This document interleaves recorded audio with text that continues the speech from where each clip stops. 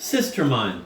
Spent the morning loosening the contents of a jammed drawer with a stick. It was like delivering a baby with makeshift forceps. Once the impediment got loose and the drawer was pried open, there was nothing but old junk in there, letters, buttons, and bangle bracelets. I was looking for a hammer.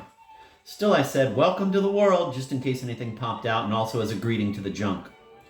Our board is served with flourish by Ophelia and me, or at least we imagine some style. Today we experimented with bare bones gumbo. We put on those bangle bracelets and sang a Creole song. Still there is grumbling. What on God's earth are cabbage grits and such like? We whistle turkey in the straw, but there is mostly straw. June will bring us peaches from Georgia, I say, and there are grimaces and mouths pulled sidelong, because June is a ways away. The handsome boarder often takes his evening meal elsewhere, or perhaps not at all. I don't keep close tabs. Amidst the airy badinage at the meager nightly suburbs, I hear tell of rumors that in this very county,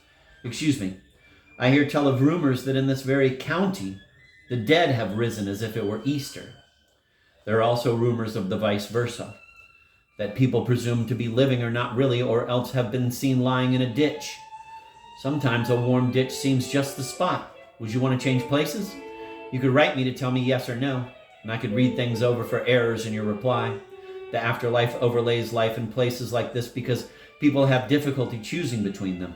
Eeny, meeny, miny, mo. I prefer the latter. Early night, a Liz. They continued to drive through a storm that rose like a mountain range through the gray-edged pink of dawn, along shanty towns of billboards and aerosolized frying oil. When they passed a truck stop or a Dunkin' Donuts, they needed breakfast.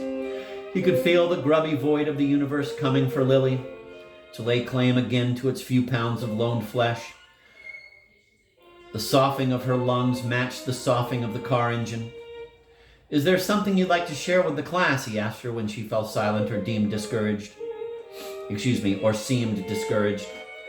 "Don't let me twist up like a pretzel," she said in a worried way. He could see her arms starting to do that. "Don't let anything do that to me." Their car rides of the past, everyone needed moments of happiness recalled from different angles, the ones that stood out most in his memory. The summer ones with zithering crickets and the trilling notes of their own laughter.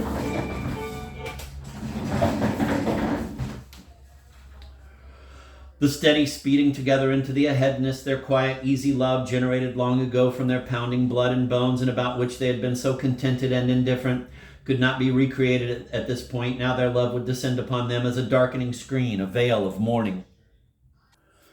I'm going to reread that. That's one of those Lorrie Moore moments. Their car rides of the past, everyone needed moments of happiness recalled from different angles.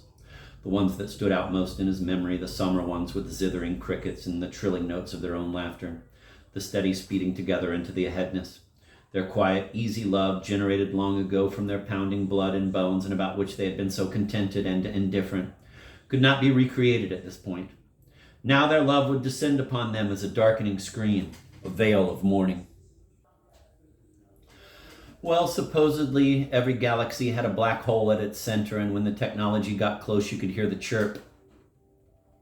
Every galaxy had a black hole, and every black hole had a chirp, perhaps from the light it had captured forever and ever.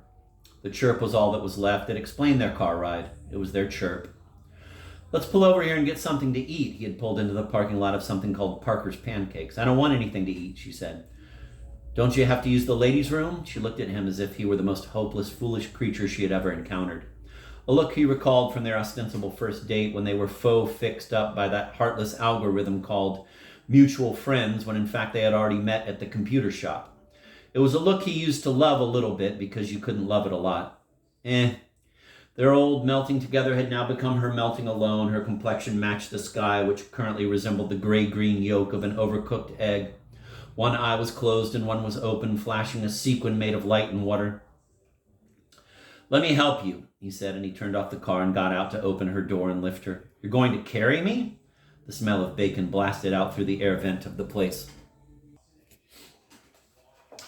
"I sort of have to," he said, and he took her into Parker's Pancakes and just headed straight away for the ladies' room, trudging through the truck stop part of it.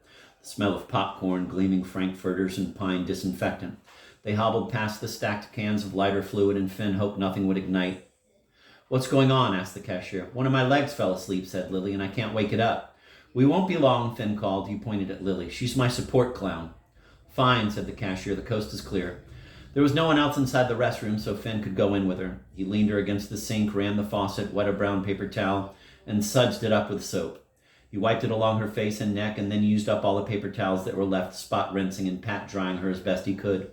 She kept her eyes closed through the whole process and was still a tad damp, but there were no longer paper towels, just a hot air hand dryer.